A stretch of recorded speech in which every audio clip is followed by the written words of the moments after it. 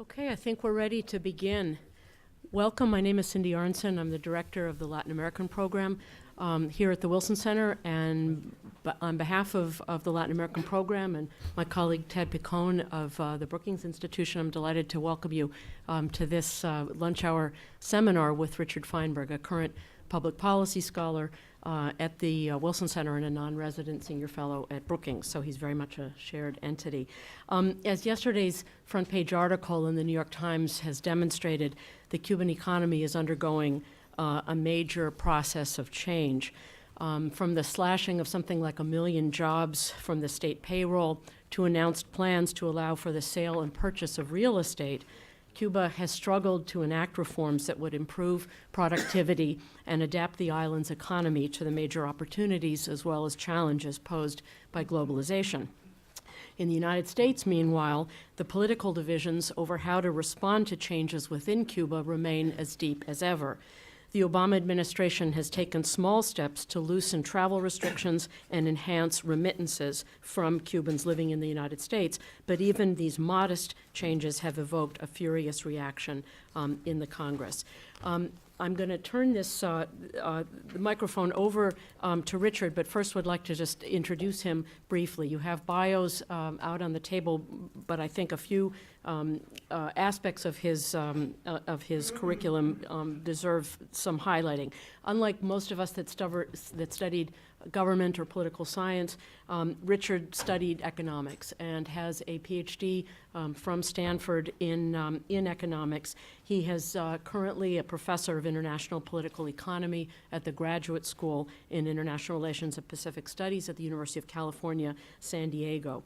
His project here has focused on changes in the Cuban economy and Cuban economic reforms.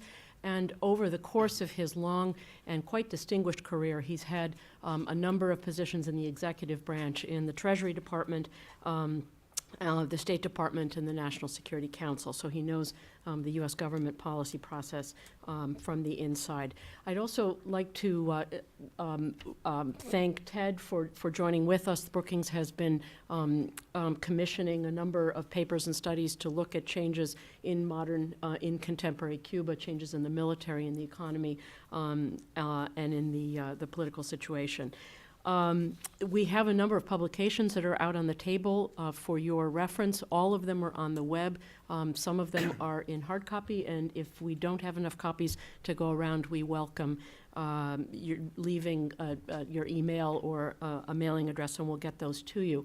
I'm not sure if I see my colleague Jose Raul Perales in the room. Jose Raul, who's currently the head of the Latin American division at the U.S. Chamber of Commerce, did and oversaw most of the work that we did on Cuba here over the last several years, and this is literally hot off the presses, edited by Jose Raul with contributions from Rafael Romeo at the International Monetary Fund, Carmela Mesa Lago, who I'm sure many of you know, and Jorge Perez Lopez. So without further ado, Richard.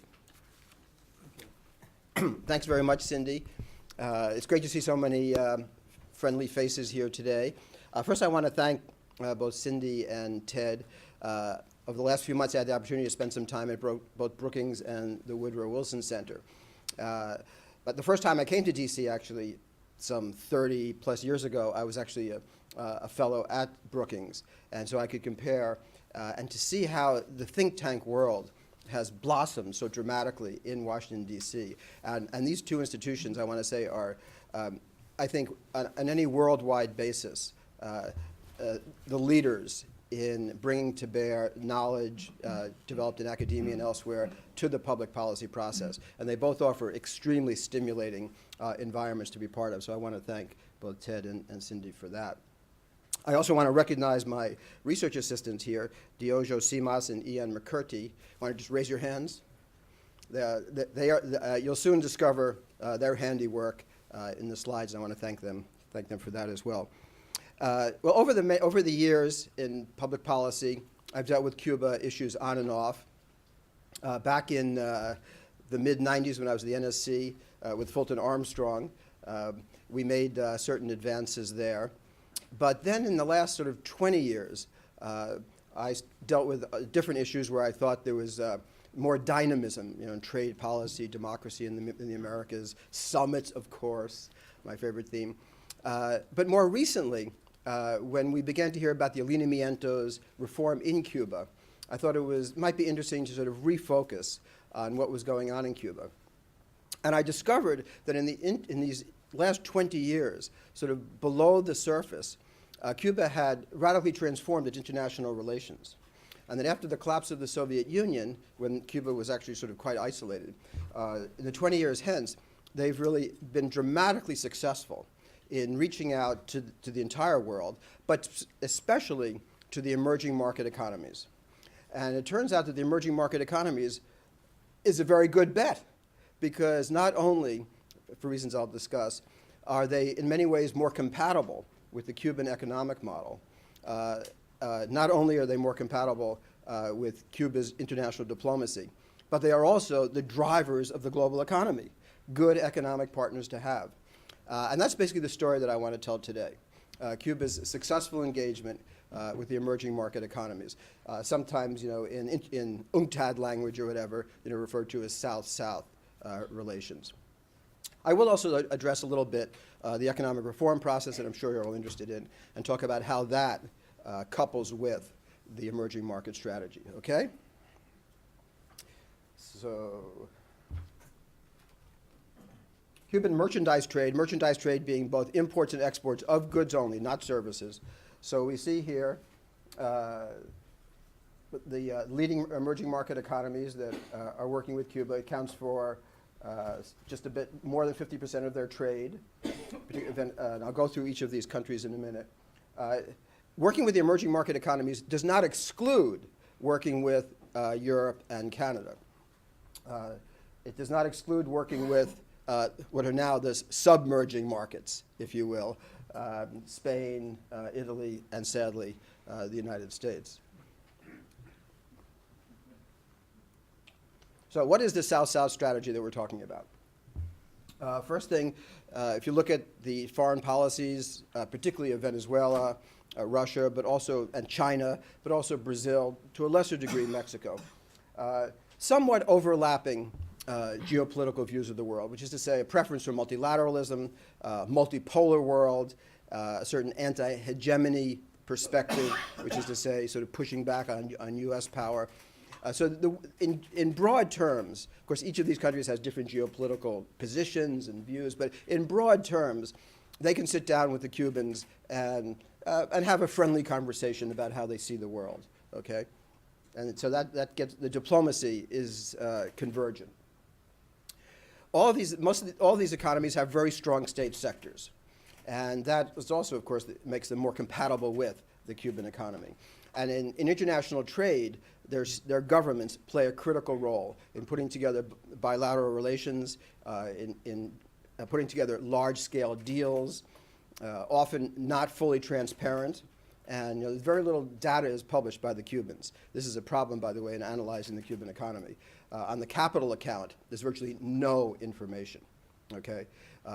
And when it comes to looking at how much foreign investment is there in terms of not just numbers of firms, but actual value, book value, this sort of thing, which would be available on a worldwide basis in almost any country, you don't have that in Cuba. So that is a problem from an analytical perspective. But we do know the states are very strong, and there's a fair degree of non-transparency if you're dealing with the Chinese, certainly with the Venezuelans. And that's great from the Cuban perspective. That's how they prefer to deal. Most important, the Cuban economy is broke. It's been broke for a long time. They don't have money. They don't publish their international reserve levels, so we don't know for sure. But we can assume, since they are constantly building up arrears, that they don't have much in the way of in the bank. Therefore, they need finance. And these big state-to-state deals involve finance from the banks, the government-owned banks of these emerging market economies. It's all a bit ironic, by the way, because who pioneered the idea of state finance for international trade? Who can tell me? Ex-Im Bank. Yes! Good, Cindy. The U.S. Export-Import Bank, established in 1934 by Franklin Delano Roosevelt in order to promote trade with the Soviet Union. And trivia contest, yes. Okay. Richard's doctoral dissertation on the Ex-Im Bank. Yes, Correct. thank you, Philip Brenner, for that reminder. We appreciate that. it hasn't been entirely lost. So state-to-state trading with financial terms, long-term credits, often with a subsidy element, although typically the numbers are not fully revealed, so we don't know exactly, but we can assume not only are they making finance available, but there's also a subsidy element. Very important in the case of Cuban trade. By the way, just as sort of a little footnote, the U.S. Congress, when it requires U.S. firms selling to Cuba to be paid cash on the barrelhead, and some people say, oh, this is such a terrible thing, it's sort of restricting trade. I think the Congress did the U.S. exporters a huge favor. They're the only ones who are actually paid by the Cubans on time. Everybody else, arrears start piling up, and they may or may not eventually get paid. So cash on the barrelhead is a good way, in fact, to deal with the current Cuban economy. But if you want to put together these large-scale deals, you need a state backing providing the funds. The other compatibility is that, by and large, these emerging market economies are not going to harass the Cubans about their internal politics. No political conditionality. And this is, back in the 90s, the Cubans started, after the decline of the Soviet Union, building their relations with Western Europe. And that continues, but as many of you, I'm sure, are aware, back in particularly 2003, although even before that, the Europeans put together a common position which linked economic cooperation with political issues. And that annoyed the Cubans. And they don't get that sort of problem, by and large, from the emerging market economies. And that, they like that as well. There's also some degree of foreign aid. None of the emerging market economies have really large-scale, what we would call development assistance, but they do have some. So the Brazilians, if you're familiar with the Brazilian Agency for Cooperation, the ABC, they provide on an ongoing basis maybe a dozen technical assistance programs for the Cubans. The Chinese have some of that linked to their projects, et cetera. So there is some sort of South-South cooperation as well involved in all of these packages. At the same time, the emerging market economies are geared to the global economy, and they're geared to supply chains. And that is useful for the Cubans. If you're talking about petroleum, tourism, other things, agricultural trade. But this is the basic South-South strategy, and this is why I would argue both from the diplomatic and economic perspective, the Cubans like the idea of dealing with the emerging markets. They find general political, economic compatibility. Okay? So now let's look at specific cases. Let me just emphasize, though, that I don't want to suggest that South-South strategy excludes dealing with the industrial countries. Canada, for example, Canada has important relations with Cuba, some trade, investment. The major nickel mining operation is Canadian-owned in Cuba. And just short of 1 million Canadian tourists, that's out of a population of 40 million, just about 1 million Canadian tourists enjoy cut-rate, all-inclusive vacations every winter in Cuba. And if you think about what that means that Canadian policy towards Cuba has a very broad base of domestic political support, not just because they like to tweak the United States, but because 1 million Canadians are getting cut-rate, nice vacations. Think about that as a way to build a base for a foreign policy, okay? Yes, so.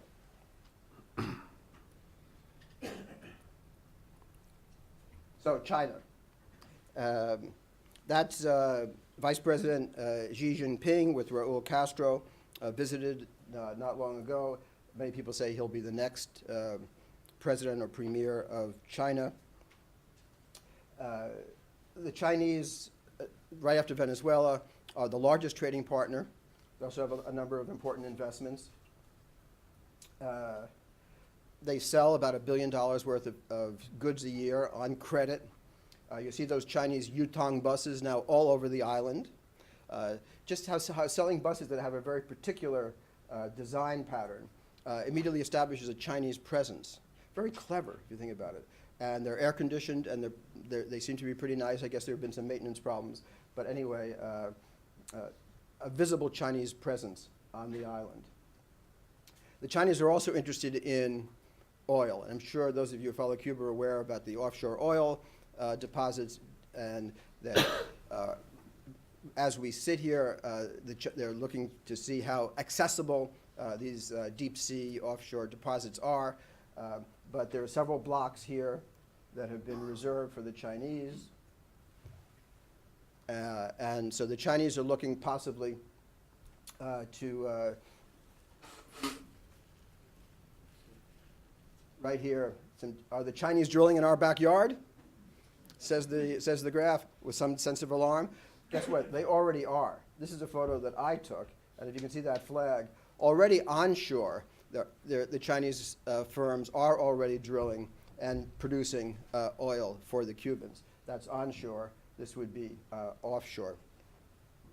In Cienfuegos, which was a major refinery in Cuba, built by the Soviets, never put into operation. The Venezuelans came in 2007, brought it into operation, producing about 50,000 barrels per day. Cuban domestic consumption is about 150,000 barrels a day, so that's only about a third. The idea is now the Chinese are going to come in and help finance a large-scale expansion of the Cienfuegos refinery system, but also make it a big petroleum complex. So it would not just be refining oil, but it would be other forms of petrochemicals, et cetera.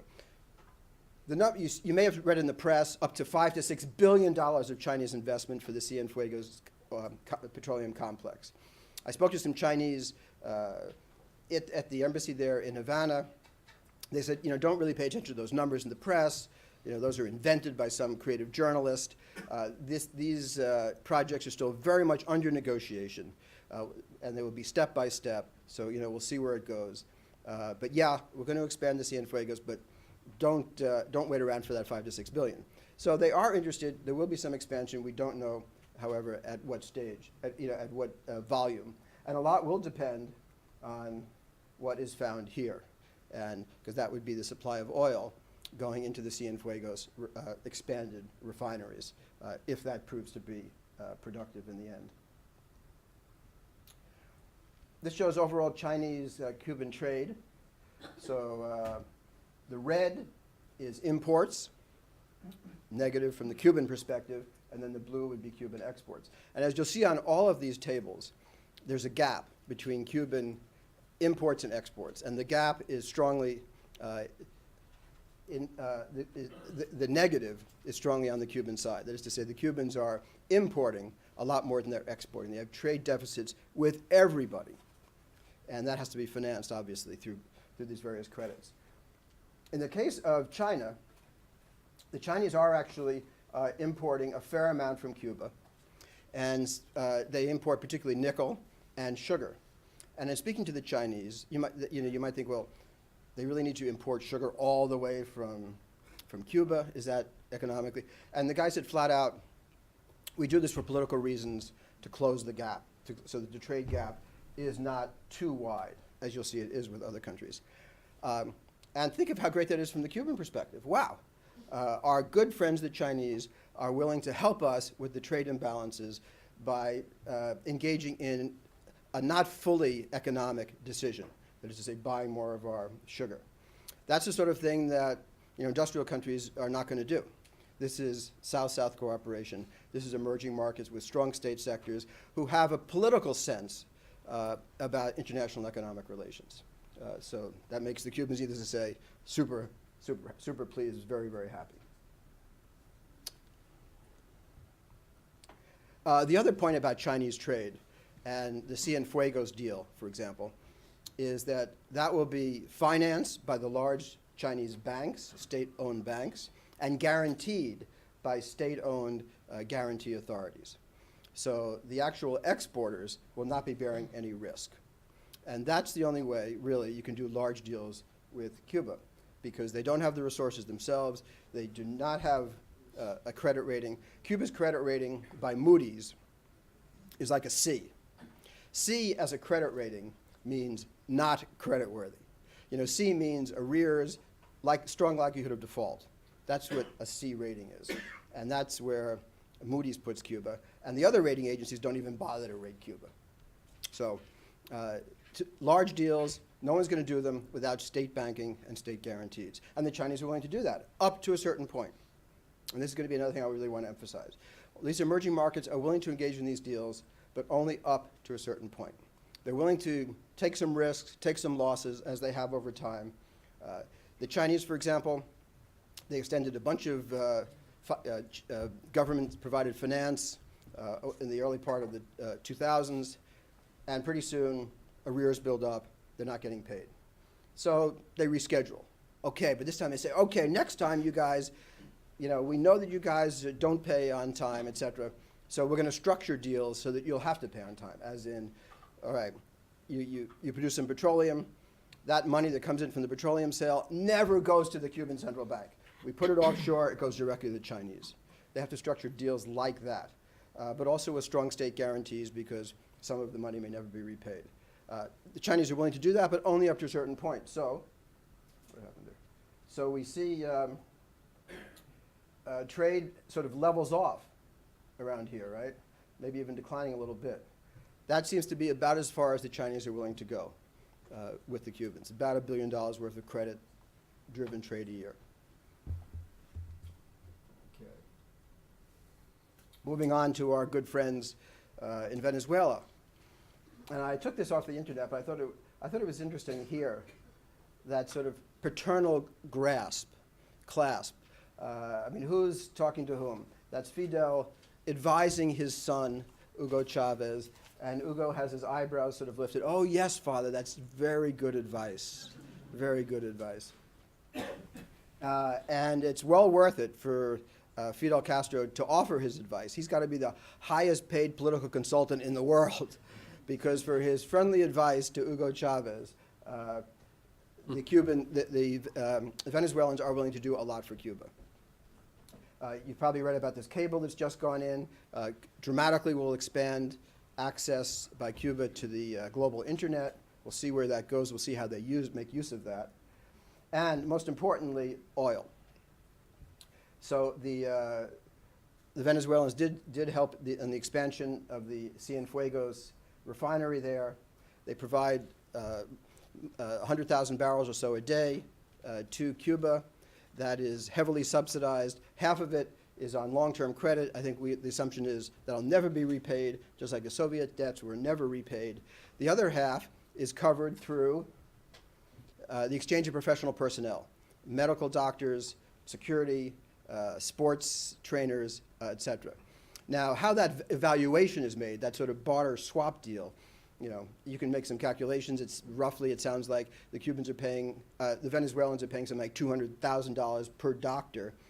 If you try to look at some of the numbers, how would one determine the market value of a Cuban doctor? I don't know, but it sounds like there's a very heavy subsidy element. That's the main point, a very heavy subsidy element in this trade. But this amounts to almost some $3 billion a year in trade. So the Cubans have a huge interest in the health of Hugo Chavez. In fact, I think what Fidel is saying to Hugo here is he's saying, don't worry, Hugo. With Cuban doctors, there is immortality. Yes, there may be immortality. That's what they're hoping. Now here, so those are Venezuelan exports. That's the oil, up to some sort of $3 billion a year. Wait, where's the sales? These are just goods. So this does not include the doctors. Doesn't include services. This is just goods, agricultural, industrial goods. Whoa, wait a minute. How much is that? Not very much. Maybe $100 million or something a year. Not a lot of sales. And this is a pattern we're going to see with the other countries now.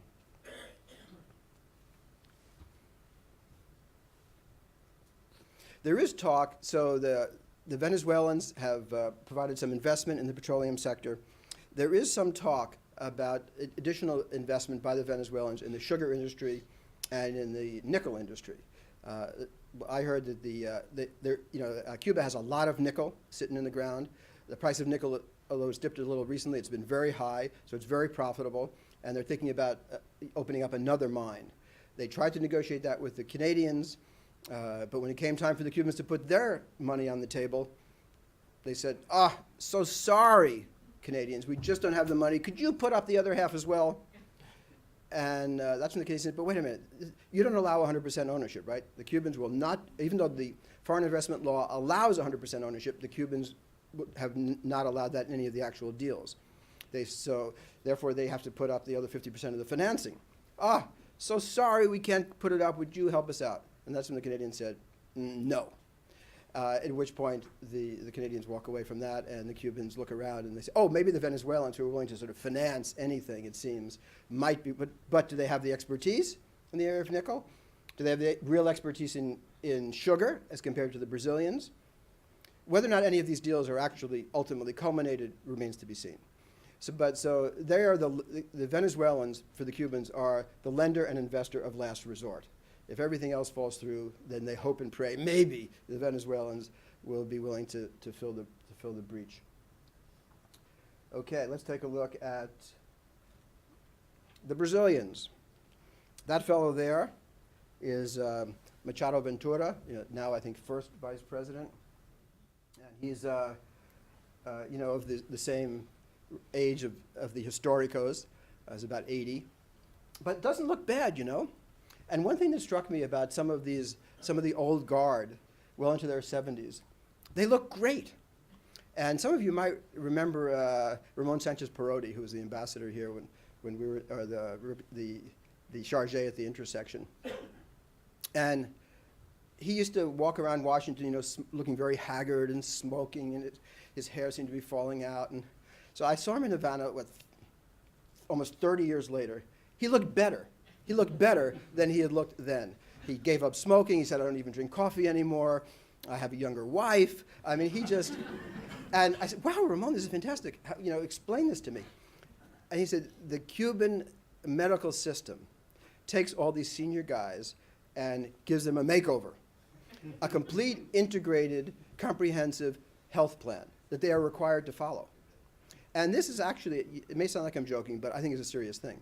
This is why you see these elites, these old historicos, are not disappearing. They have fantastic state-driven, with a political orientation, medical care, comprehensive. They're out there, so they give up smoking, they're athletic, they're doing their, pumping of iron, etc. They look great. So don't count on them disappearing, quickly. There is some Brazilian investment, small and medium scale investment that's been around on the island for a while, joint ventures. So here they produce, any of you ever tried any of these Cuba cigarettes? They're sold in Europe, and I guess some degree in Latin America. But the big deal, Odebrecht, of course, the large Brazilian construction company, which is, among other things, working on the Miami airport, together with BNDES, which again is a Brazilian government bank that provides large-scale, long-term loans for big development projects. They are working with the Cubans to expand the Mariel port. There's a great video, by the way, called Proyecto Mariel,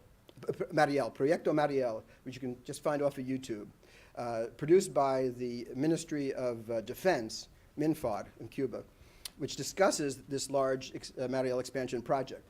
And it says there, obliquely, that the Panama Canal, which is being widened, will allow very large-scale container cargo ships to pass through the Panama Canal, go through the Caribbean, use the Mariel port, and continue on to the eastern seaboard, de las Americas. In other words, this is being built, and this is a 5 to 10 year project, under the assumption that boats that will be stopping in Cuba will be allowed eventually to access the eastern seaboard. So this is sort of very interesting, and they must be aware of the politics of that statement put out by the Cuban government. So the idea of the Mariel port is that Havana will no longer be a commercial port. Havana will just be a big tourist destination. And that will require a lot of money to renovate downtown Havana and Havana Vieja, a big project. They don't have the money really to do that yet, but that's the long-term vision. And the commercial stuff will move over to Mariel. Mariel will not only be for ships, they hope to have a big foreign trade zone there for light manufacturing. We'll see if they can pull that together. So far, the Cubans have not been able to really attract foreign investment of the sort you need to make a free trade zone work. They don't offer the conditions for a whole lot of reasons. But that is the vision. And that also there would be some petroleum storage capacity there for petroleum coming out of the deep sea oil. So this is a big project assigned to the Brazilians, $700 million long-term trade credit from Brazilian government supporting Odebrecht. Okay? Here we have Brazil-Cuban trade. Brazil, so selling about $500 million a year. Oh, but wait, is it possible that Cuban exports are only about, what, 200, not under 100 million, but about $50 million? Is that possible? I said to my research assistants, this must be a typo. Double check it, please. Go back. You must have left order 0. Nope, not a typo. That's it. That's all they export. That's all the Brazilians buy. And we'll see this as a repeated phenomena. Quick look at Mexico. I was just in Mexico last week, did a lot of interviews to try to understand the background. Here we have Mexico actually sold to Cuba in the mid 90s, about $500 million worth of goods per year. They sell less than that today. Whereas Mexico-Cuban trade was more vibrant 15 years ago than it is today. What happened? Well, first of all, is that possible? That's all? That it's like $30 million of purchases by Mexico from Cuba a year? Is that possible? Again, I said, this must be a typo. Nope, not a typo. So I asked the Mexicans, like, what's up? People in their foreign trade offices, et cetera. How could this be? They said, look, we go there, we participate in these trade shows, we look for things to buy because this is sort of a non-sustainable trade deficit, and the Cubans just don't have anything to offer. One guy said, what should we buy? La Plaza de la Revolución?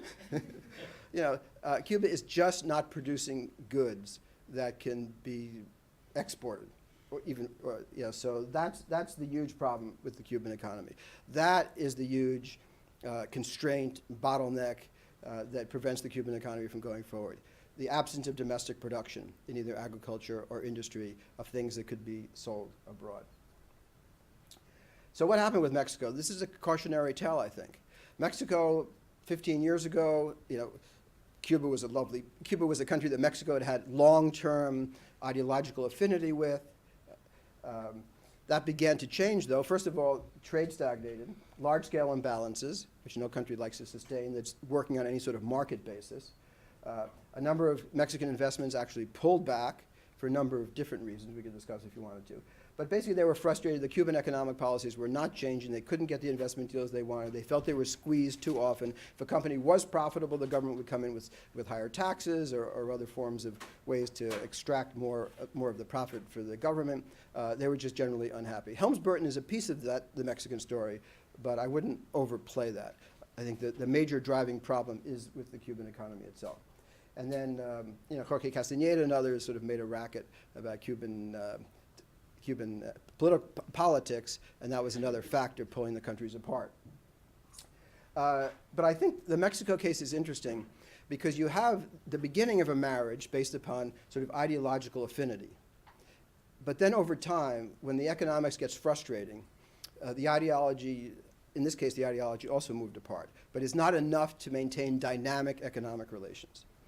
And one has to wonder, elections coming up in Spain, conservatives likely to get back in. Is Spain going to be the next country that is going to decide, well, we're going to stop subsidizing the Cuban economy? We'll be, if they're purely commercial deals, okay, but the politics will no longer be aligned. Could the same thing happen to Brazil? Brazil has an interest because in Cuba for a number of reasons. For one thing, they're always looking for allies in their search for the UN Security Council seat. They have a certain competitiveness with Venezuela. But I would say, again, up to a point, because economics is still, there has to be sound economics for the Brazilians to continue to move ahead. And will they get frustrated? And in speaking to some of the Brazilians, you can feel an element of that already in their relationship. So even talking to the Chinese will tell you, the Cubans have got to reform. They've got to move ahead. Look what we've done. Look what's happening in Asia. Cuba's behind. They've got to move ahead with their economic reform. Now, they're not going to say this publicly, but they don't mind expressing that even to someone like myself, an American, and they certainly make those views known, I have no doubt, to the Cuban government itself. So what sort of evaluation can we say here about South-South strategy, emerging market strategy? Cuba's gotten a lot out of it. All these big projects, Cienfuegos, Mariel, these are important infrastructure projects. If, with a little bit of luck, on the offshore drilling, Cuba's energy problems might be resolved, that would be extremely important. A lot of subsidized exports coming out of these countries. This has all been very valuable. And obviously, this is a way to have an entirely different economic strategy, which doesn't even have to mention the word United States. But my bottom line assessment here is that there are limitations to this strategy.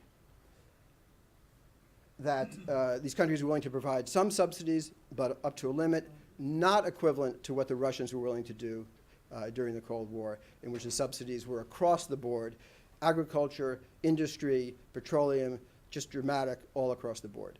No country is prepared to fully substitute for the Soviets. Another problem is some of these key investments are really sort of enclave investments, energy, tourism. We'll see what happens to the free trade zone around Mariel. But the backward linkages into the economy, into the agricultural sector, into a more efficient service sector, the problems that you see typically in developing countries with enclave investments is a problem in Cuba. So these investments by themselves aren't driving the modernization that's necessary throughout the entire Cuban economy. And most important, therefore, that this strategy can complement but not substitute for domestic economic reform. Cuba has got to improve productivity, they've got to raise investment rates, they've got to have a more successful agriculture and industrial sector. I'm not the only one saying that. Raul Castro says that in every single speech. Read the alineamientos. That's what that's all about. We've got to get more productive, we've got to produce more. The question is how, and what do they need to do for that to happen in order to make this emerging market strategy an ongoing successful driver of the Cuban economy. Because this is the merchandise trade. Cuba altogether exports under $4 billion a year. That is nothing, guys, for an island of 11 million people. That is nothing. They've got to double, triple, quadruple that in the next 10 years if they're going to be able to really move ahead. They've got to close this huge gap. Now, some of that can be done with services. This does not include tourism. This does not include the medical doctors. That may not be fully sustainable, however, after Chavez. But services can be a piece of it. But they've got to produce more goods for export. These are some of the other big problems in the Cuban economy. Very low investment rates, 10% of GDP investment. That's barely enough to replace the existing capital stock. It's not a growing sector. In dynamic developing countries, that number should be like 25%, at least 20%. They've got a demographic problem, which we don't have the time to really go into, but the population is actually declining. Cuban women are not reproducing at a rate that will maintain the population at current levels. The population is declining, and that's not even accounting for outmigration, which is another factor. So actually, there are fewer Cubans today than there were 2 years ago, and that's the trend, plus life expectancy, aging population. So 20 years down the road, they're going to have the same problems, interestingly, that the industrial world is going to have. And that's one of the sort of the paradoxes of Cuba. In some ways, they're like an industrial country in terms of the demography, but they lack the productive base underneath. The state is still really big.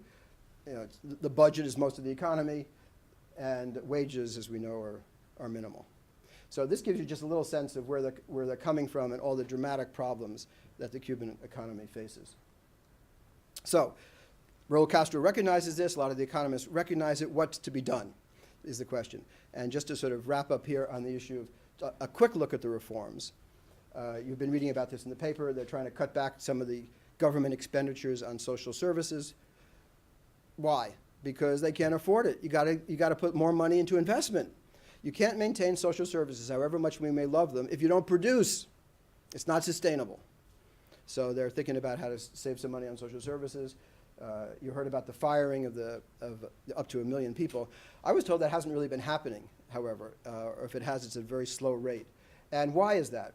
Well, I heard interesting stories about, in In the company where I work, they put out some pink slips. They were going to reduce the workforce, but then a single mother went to the boss and said, but I'm a single mother and I have 2 kids, and how am I going to support myself? You can't fire me. And the guy said, okay. And then, a 60-year-old guy went and said, look, I just need 2 more years. I'll get my pension. Just let me stay 2 more years. Oh, okay. And, in the United States, you know how long those discussions would last in a private sector firm, like 3 seconds, out. But in Cuba, they're used to the sense of social solidarity. And firms in the state have a certain responsibility for individuals. And so these arguments carry weight. So they're moving slowly in that area, et cetera. On this question of agricultural reform, the sugar industry collapsed. There was a lot of fallow land. They said, hey, anybody want to farm here? This was like the United States back in the 19th century, with our agrarian reform process. And go west, young man, and the land is there for you, free. All you have to do is farm it. With the problem that the state sets all the prices. And the state sets the prices so that you really can't make much money. So you talk to some of the people hanging out on the street corner in Havana, like, why aren't you out there with your plot of land? It's sunny, it's nice out there, you get a tan, make some money. Because I would lose money if I actually tried to do that with the prices that are there. So that gets into this issue of how everything is related. And the distortions are so tremendous in the economy that if you move one thing, it immediately reveals that there's another distorted problem in the price structure and the distribution structure that the government has not yet been willing to address. Because each of these issues is a difficult one. You raise the price of food, are people in Havana going to be happy? Oh, of course not.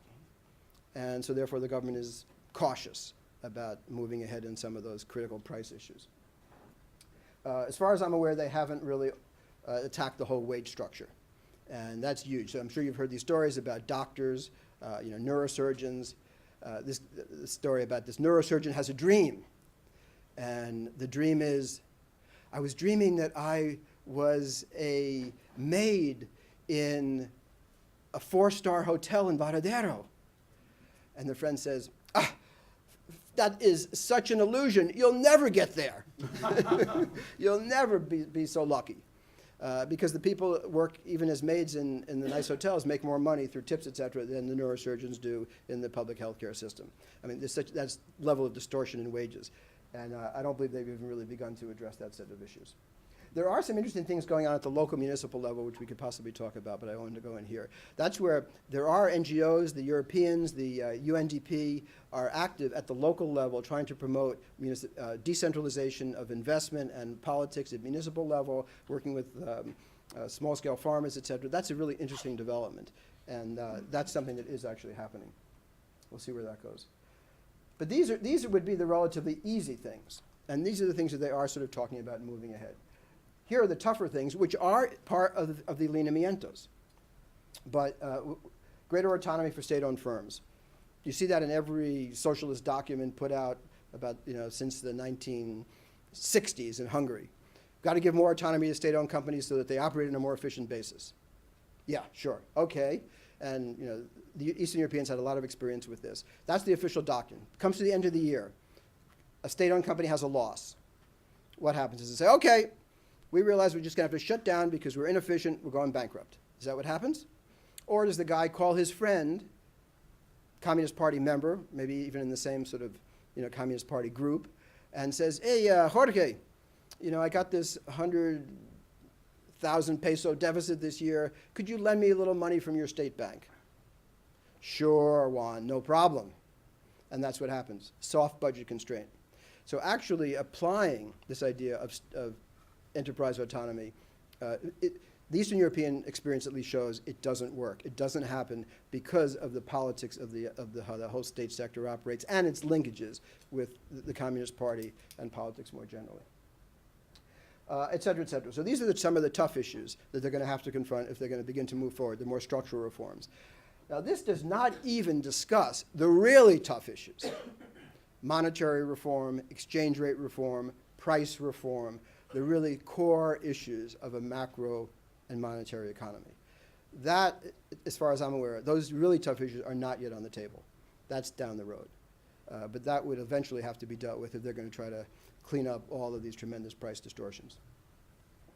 So there is some progress already on the ground. Those of you who have been there, or if you read the newspapers, see some of the photos. Things are changing visibly in Havana. You see, these are markets. Farmers can sell a certain percentage of their product on the sort of open market at more or less free market prices, and you do see these all over the place. People who had been in Havana 5 years earlier said that they didn't see this, that there was nothing there to buy or sell. You do see this all over the place. You need some money, obviously, but there's a lot of people with access to these private farmers markets. And this idea of anybody can open up their own restaurant, you can hang out a shingle and start selling coffee or sandwiches to passersby. This whole idea of small-scale enterprise, it's happening all over Havana. So you can have... A nice haircut. You like it? Yeah. And I particularly like the idea that Che Guevara was looking over us, thinking, if only I had had a good barber, if only I had had a good barber, maybe I would have been able to clean myself up. Would you believe it only cost 1 peso, one convertible peso, $1 for a haircut? And I couldn't believe it. I said, am I hearing this right? I asked 3 times. It's by hair. Look who's talking. So Right. From you, that's okay. But I want to know. It also included a trim of my beard. Okay, that's real. And some free food there, which was really some very nice, fresh seafood salad. Just as a complimentary treat. And this guy was operating on his own. And he said, I'm making more money on my own than I would have if I had stayed in the state-owned barbershop where I used to work. This is a woman who just hung up this list of items she's just selling right there. It's part of her home. And she said she was concerned, would she be able to stay in business? Because there are taxes that have to be paid, whether or not you make money on a continual basis. And a lot of people who thought, they got so excited, I'm going to have my own business, and within about 6 months they realized they're already making losses because of the tax structure, and they decided to throw in the reg. You'll see some of that's inevitable. That's what competition is about. Not everyone succeeds. The Cuban government is aware that they have to fix the tax system if these people are going to be a success. Now, one has to assume that there are huge battles going on inside the Cuban bureaucracy. This is not transparent. Nobody has access. And I talked to the European ambassadors, the smartest journalists on the island. Nobody really has access to what's going on at the Politburo and at that level. But from just revealed preference, you can have to assume that there are some people who say, yeah, let's go ahead with the private sector. And then there are others who don't really like it who say, okay, but they're going to have to really help us out in our fiscal problems, and let's tax them really hard. And then, of course, if you tax them too hard, they go out of business. And that's probably the battles that are going on a daily basis inside the Cuban state, I would have to assume. Here's a case of a new restaurant, really spiffy, nicer than most, not just in someone's house, but as a freestanding restaurant. And that's the issue of remittances. Who would have, whatever that costs, $30,000 to open up a brand new restaurant? That has to be someone who's got family abroad sending in remittances. And there's going to be more and more of that going on, undoubtedly, on the island. When you travel these days from Miami, you see people not just bringing food and medicine, but bringing all sorts of light industrial equipment, espresso machines, small-scale ovens, et cetera, that presumably are going to be used in these small to medium-sized restaurants and other retail outlets. So my bottom line assessment on the reform process is that there have been some interesting and important steps forward, that the emerging market economies are supportive of these reforms. They would like to see them move further and faster. I think it is likely that this reform process is likely to snowball. It is likely to pick up momentum. I don't think it'll be reversed the way it was in the mid-90s. Both the domestic and international environments are really quite different. If the reform process proceeds, I think the emerging markets will be willing to trade more, and they will be willing to invest more. So the emerging market strategy, it is a viable strategy, but if and only if it is complemented with an important domestic economic reform process on the island. With that, thank you very much, Cynthia. Great, thank you. Wonderful.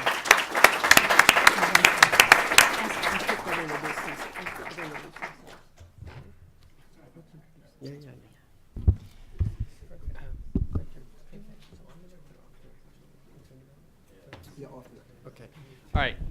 Well, thank you, Richard. That was really fantastic. A lot of information you throw out at us in a very coherent and entertaining way. And I should reiterate that, at Brookings, we're very happy to have Richard as part of our Latin America team. And we've had a chance to reconnect over the last few months, and it really has been a great learning experience for me. I'm going to take, questions in a second. I just want to mention that we're going to handle the discussion as Chatham House rules. So please keep that in mind. And if you could please just introduce yourself when I'm calling on you. You don't have to answer my question first, but to put it out there for consideration. I mean, you got at the issue of, what's in it for Cuba to reaching out to the emerging economies, but what's in it for them? I guess I heard a little bit of that. I think there's some sense of solidarity. How much of it is animated by the absence of the United States, and that vacuum gives them some space. But I'd like to hear a little bit more, including, is the USSR, is Russia just completely out of the picture, or are they still on the margins of playing any kind of role? I'd be interested in your thoughts on that as well. But let's take a couple more questions since we are fairly late in time, and then we'll come back to you with some answers. I see Phil. There's a microphone. Philip Brenner, American University. Richard, thank you. This was very clear and a lot of information. You didn't say anything about, or much about, cooperatives, which is one of the Cuban goals. How, in theory, how would cooperatives, if they actually manage to come about, work with foreign trade? All right, why don't you take those two? Okay. By the way, Chatham House rules means off the record, right? Correct. It means that Can't not attribute by not name. entirely off the record. It's we don't attribute the information to any particular named individual. Yeah, so can you say the speaker? Yes, you can. Okay. Yeah, okay, You can't say Professor Feinberg said. yeah. Speaker at Chatham House said that. Okay, well, what's in it for the emerging markets? Each one. And there, each one has, I think, its goals. There is some interest in just the commercial side, selling things. Odebrecht would be making money, for example. The Chinese Petroleum Company hopes to find deep sea reserves and, increases its supply and makes some money. So there are elements of that. But I think in each case, there is a broader geopolitical or diplomatic driver. So for the Brazilians, as I did mention briefly, the Brazilians are competing throughout the Caribbean for influence. The Caribbean has a lot of votes in international organizations. Cuba itself, its star may not be as bright as it was when the non-aligned movement was at its apogee, but still Cuba carries weight in the non-aligned movement and among developing countries. And to have the support of Cuba for, in general, but also for a seat on the UN Security Council is of interest to the Brazilians. And then the Brazilians, although of course they never want to admit it, are without a doubt competing for influence in this sort of subtle back and forth with Hugo Chavez. And I think therefore they want to have a presence on the island as well. So I think that's sort of, then there's also, by the way, a domestic political angle, right? In all of these countries there's a left that still remains sympathetic to the Cuban Revolution. And by having good relations with Cuba, that keeps the left relatively happy domestically. That's particularly important for the Brazilian Workers' Party, which is of course in power, and that faction of the party is never entirely happy with what their government does because it falls short of their broader goals on social policy, particularly. So one way to keep them somewhat happy is to give them a piece of the foreign policy and therefore good relations with Havana. At the individual level, there are some important people in the Brazilian government who have long-term relationships with the Cubans. From the Chinese perspective, we could debate a long time about what are Chinese global strategic objectives, right? But my own view is that they are interested in gaining influence throughout the developing world. And they don't hesitate to get involved in our backyard. And Cuba is a really clear case of that. You see the Chinese very active throughout Central America right now. For example, in Costa Rica, they just opened the the big new national soccer stadium right in downtown San Jose, Costa Rica, built by the Chinese. And everyone in Costa Rica knows about that and is thankful for it. So I think there is a real thrust for influence by the Chinese in the Western Hemisphere, and Cuba is part of that. So now, and Venezuela, of course, has its own obvious sort of interest. So each emerging market, the Russians are back to some degree. Still, they don't quite have the economics to go too far, but they're part of that drilling operation. They've got some blocks where they hope to strike oil, and they're active in there. They also are providing some credits for spare parts for the industry and agriculture that they had supplied earlier. But they are annoyed at the fact that the Cubans owe the former Eastern Bloc some $30 billion, they say, and the Cubans say, never mind. And the Russians, the Russians have said, well, you know, it's still on the books, at least as far as they're concerned. Mm-hmm. So there is some ongoing limitations there.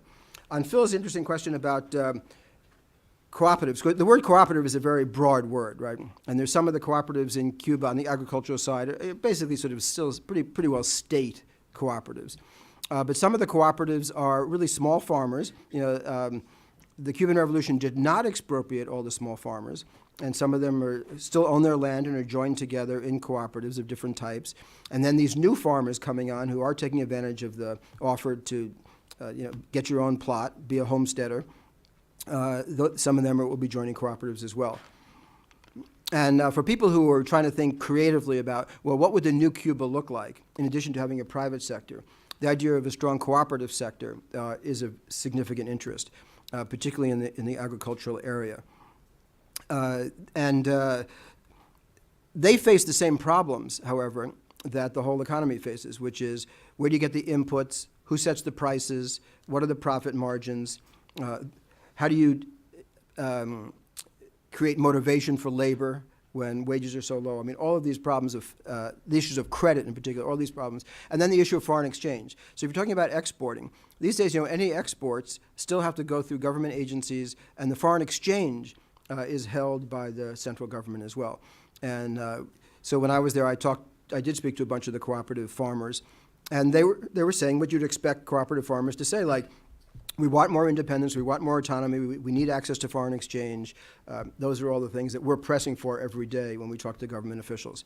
And we'll see whether or not the government is prepared to give them the sufficient autonomy that they would need to really move ahead, undertake more investment, and be able to access international markets. Okay, another round of questions, hands, please. Go ahead. There's a microphone coming. Yeah. John McAuliffe from the Fund for Reconciliation and Development. Richard, it was excellent, and a couple of things I want to ask you to explore a bit.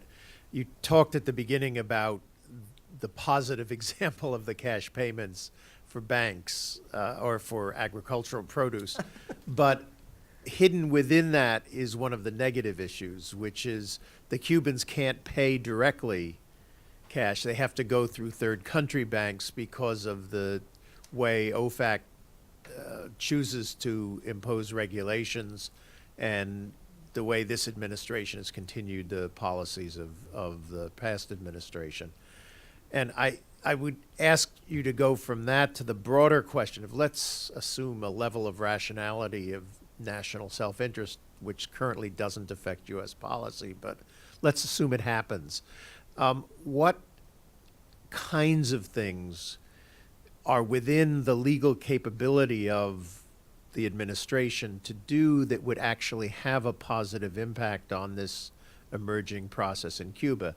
If, for example, after Alan Gross's release, Cuba's taken off the list of state-sponsored terrorism, that removes all kinds of obstacles on international banking and other things. But are there other things that are more directly domestic that could happen if a political switch was thrown in the White House and in terms of wanting a different kind of relationship? Let's take a couple more. Peter? Yeah. Here comes the microphone.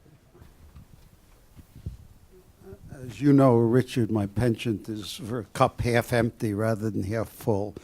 And it seemed to me you ended up on a rather upbeat note, that you That's your style. That's right. And looking at your trade numbers, just the difference between exports and imports, the impossible trade balance that you yourself said was impossible to sustain. It sounds to me like Cuba right now is living on welfare and charity, basically. That this is maybe post-war Europe, maybe, it's not quite clear what the analogy would be. And there's three really big sources of that. One is Venezuela, the other is U.S. remittances, and third is the sort of promise of oil, perhaps. But at some point, they have to begin to produce something to sell to others. And how long do you think, what is your timeline for them beginning to be able to get any kind of beginning to have those graphs converge, even minimally, to begin to show that this is not just a long-term charity operation for everybody? I have one more question over here. Just a minute.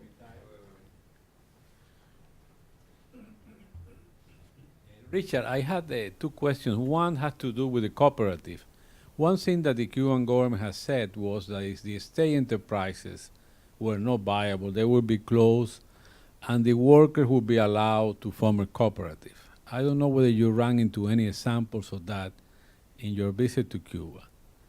And the second question has to do about foreign direct investment from non-emerging markets, particularly Spain, but Canadians, Italian. I know, for example, that many years ago, some 10 years ago, the Israeli developed a very important orange complex, but I heard that recently they just left Cuba. I don't know whether that's true or not. But what's happening? Are they really trying to be a non-charitable case in Peter's language? Okay, a lot of really important questions. On the U.S. side, first I would suggest that if you look at recent reforms on the U.S. side, and if you were to add together the flows of increased Cuban-American tourists, if you add together the amount of goodies that they are bringing down with them in their parcels, if you take a plane from Miami, the lines stretch all around the airport of people carrying lots of goodies to their friends and families on the island, some of which is for consumption, some of which may be for these sort of small-scale investments.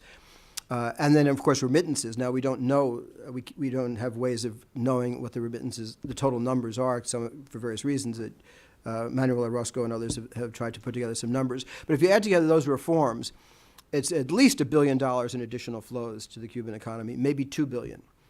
For an economy whose total exports of goods is $4 billion, that's a huge injection. I think this has really sort of been lost in the debate here, in which people are a little frustrated. Well, maybe the administration hasn't gone as far as, say, the Clinton administration even did in the late 90s. But if you look at the numbers, it's actually, I would say, really sort of quite significant.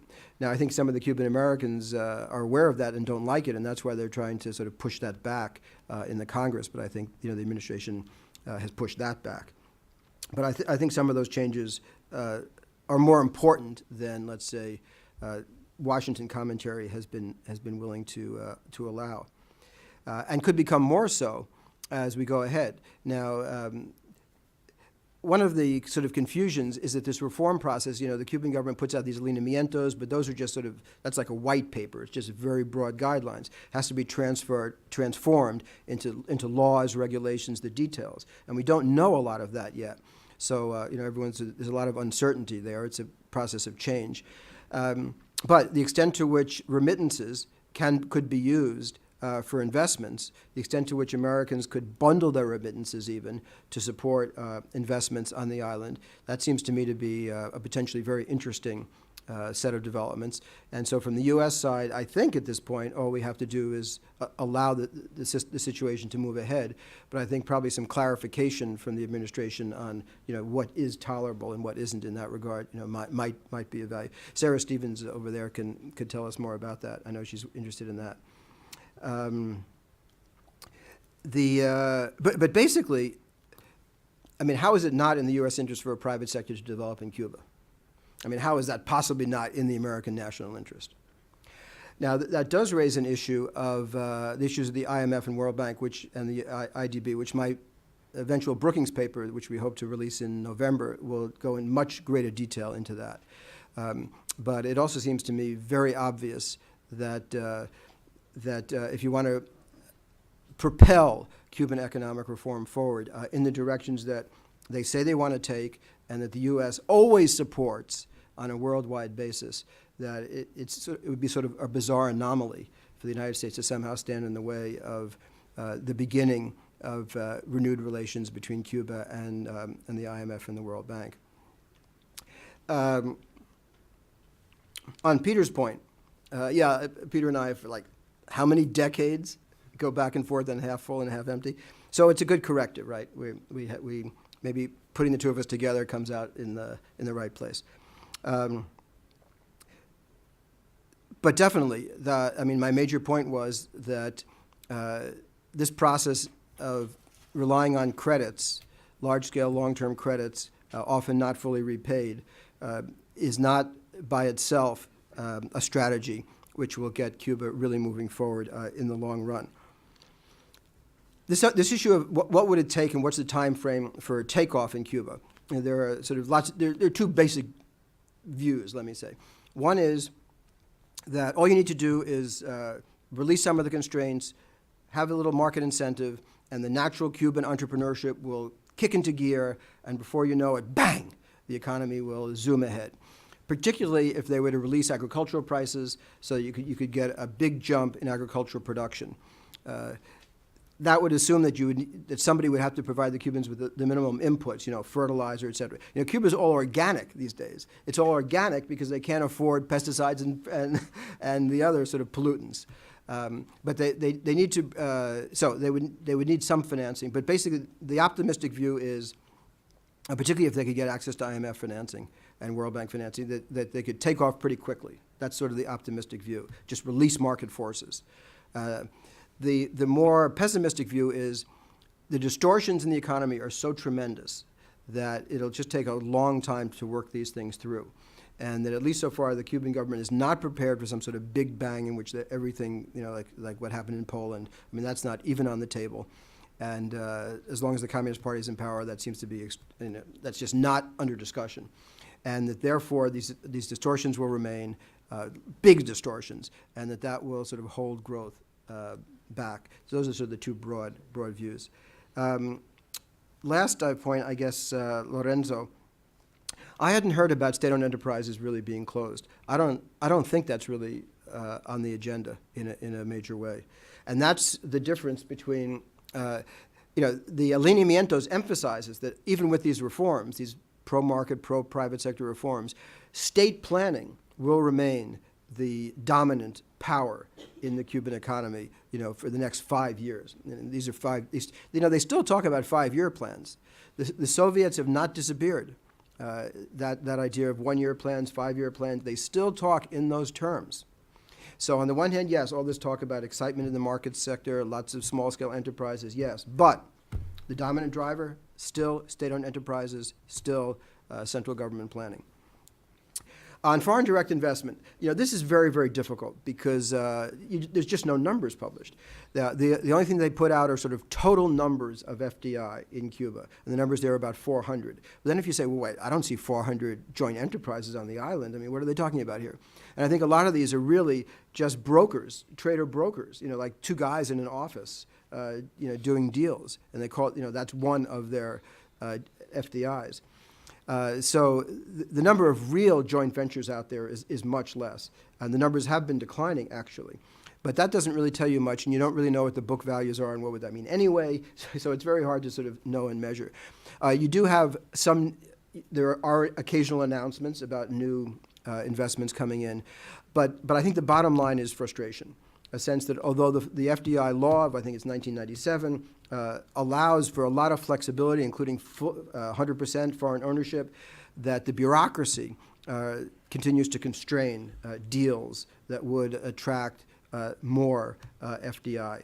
And that obviously ought to change in this new context if they really want to sort of start driving the economy ahead. And let's see whether or not that's where you get into the ideological mindset, the sort of state of siege mentality that is still prevalent, I think, particularly in certain parts of the bureaucracy, and they're really going to have to move beyond that if they're going to make these strategies succeed. All right, I think we have time for a few more questions, and I have 3 hands already up. One is right here, and then Fulton, and then Cindy. Thank you. Hernan Rosenberg, independent consultant. Thank you, Richard, as usual, very informative, entertaining, et cetera, et cetera. A couple of questions. A couple of questions. To what extent does one believe that the proposed reforms are for real? Let me explain what I mean by that. It has happened frequently, particularly during the periodo especial and other things, that there were liberalizations of the economy, and when people started feeling a little too comfortable with the liberalization of the economy, suddenly it was deliberalized, to put it mildly. So that is one point that I would like you to comment. In other words, why is this different from previous processes, in which the same things were said? We have to improve productivity and efficiency and et cetera, but once it started working, it was sort of hell again. Which goes back to my second point. To what extent the Chinese are there not just for economic but for political processes as well? In other words, to what extent somebody has to have in Cuba a vision of where they see Cuba going. I mean, Fidel is going to die eventually. So in other words, are we positioning ourselves to have a situation where you have like an open economy but with a very controlled politics? Or are we going to continue doing central planning Soviet-style 1930s, or what? So in other words, that would be the question, to what extent we might be going towards China. Thank you. Fulton? Fulton Armstrong, Senate Foreign Relations Committee staff. I'd like to sort of hear you entertain for a second the opposite of John McAuliffe's question, and that is not what we can do to help, but what we can do now that it seems like, we've heard this many times before, the embargo finally will work. The government is flailing around looking for reform prospects, reform opportunities. Chavez is sick, or he will be undone by his own economic mismanagement at home anyway. The emerging economies aren't going to carry this charity case forever. Isn't now the time that finally the U.S. embargo is going to work? Or, and I think you said that these reforms are basically, however timid, are somewhat irreversible, or is there a chance to go back to a special period type set of measures where regime survival becomes a priority, and that they can weather the emerging markets going south, the Chavez passing, the U.S. embargo tightening, and stuff like that? And Sure. And my question is related to the one about China. Richard, to what extent is a Chinese economic model discussed? I mean, to the extent that there's any information about what takes place at the senior levels. I mean, is there any indication that these kinds of beginnings of liberalization and opening of a small market economy are intended to lead towards a Chinese kind of model, precisely where there is a political authoritarianism with the market economy? And maybe Vietnam as well. You might Yeah. refer to Vietnam. Yeah, sure. And then we'll wrap it up. Yeah, thank you. Well, the questions make a good package. And these are, the really interesting questions that are on the table. Where is all this heading? The best as one could see, there's not a clear vision. There's not a clear shared vision among the Cuban elites as to what Cuba would look like in 10 or 20 years. It's certainly not articulated. The alineamientos is really just a long series of problems and ideas. It's not what I would call a coherent vision. Now, I did attend a conference there among Cuban economists. They do themselves tend to talk a bit about what the end game would look like. And there, I think the Vietnam model, in fact, at this conference, they had somebody from Vietnam, a Vietnamese economist, talking about how the economic reform process had worked in Vietnam. And the Cubans are quick to say, people in every country like to think that they're totally special. You know, we're unique, nothing's like us. You know, people say that in every country. But, you know, are they really so unique? Small island economy, heavily indebted, you know, not unlike, you know, lots of other countries. Now, they do quickly point out, if you say, how about the Vietnamese model? They say, but we have developed our human resources. You know, we have such high education, we have great health care, and that makes us special and different. And that is what's interesting about, and the cooperative sector, et cetera. So the idea of something new and different, you know, some sort of something that we haven't seen, something that is not simply a replica of Vietnam or whatever, that's what's creative and potentially creative. How do you preserve the gains of the revolution, as they would say, while improving productivity on the island? I mean, that in a nutshell is sort of the challenge. Clearly, the people in the Communist Party would like something like the Vietnamese model because that gets them greater productivity and they continue to have the perks of power. So that, I mean, none of them said that to me, but it seems obvious, right? Whether or not that is feasible, not in Southeast Asia, but in the middle of the Caribbean, you know, that's one of the big questions. We can come back here in a couple of years and sort of debate the feasibility of that political economy model. I think we'll leave it there. Thank you very much. Okay, I was just reminded that there's a recent volume of Temas magazine, which talks about alternative socialisms, which is really fully devoted to the China and Vietnam model and what it means for Cuba, and that's available online if anyone is interested. Thank you, whoever passed me that note. John. Well, I think there's another interesting, just to wrap it up, parallel to Vietnam, of course, which is that last I looked, the U.S. has full normal diplomatic relations with Vietnam, even though we went to war with them and lost over 50,000 Americans on Vietnamese soil. So even an FTA with them. So it does raise big question, I think, for those of us who have been following U.S. policy toward Cuba as to why Cuba should remain such an exception when we've got on and moved on from some major conflicts in other parts of the world. And I'll just leave that at the table for others to think about. And thank Cindy for hosting us here, and especially Richard for sharing your insights and your research with us. And we look forward to more in the future. Thank you all very much. Thank you all for coming.